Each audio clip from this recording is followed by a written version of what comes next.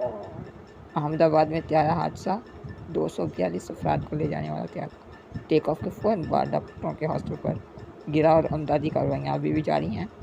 India کی ریاست گجرات میں یہ واقعہ پیش آیا ہے۔ اگر بات کریں اس طیارے کے اسٹرکچر کی تو یہ پہلی مرتبہ ہوا ہے کہ بوئنگ 787-8 کو اس طرح کا حادثہ پیش آیا ہے۔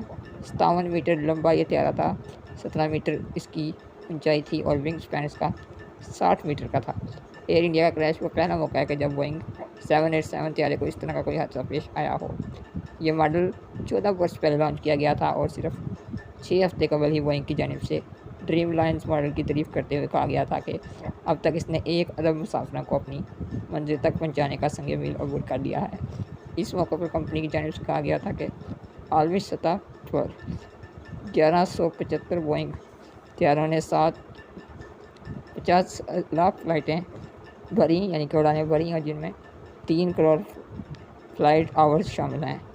یہ حادثہ ایک ایسے وقت میں ہوا ہے کہ جب کمپنی کو متعدد مسائل کا سامنا تھا، جن میں اس کے 737 طیاروں کے حادثے بھی شامل ہیں۔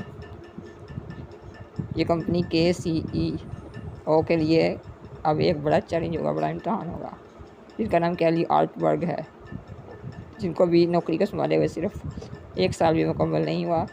انہیں اسی لیے کمپنی میں لایا گیا تھا کہ وہ اس کمپنی کے مسائل کو حل کریں گے اور جو سوالات جنم لے رہے ہیں ان کا حل تلاش کریں گے۔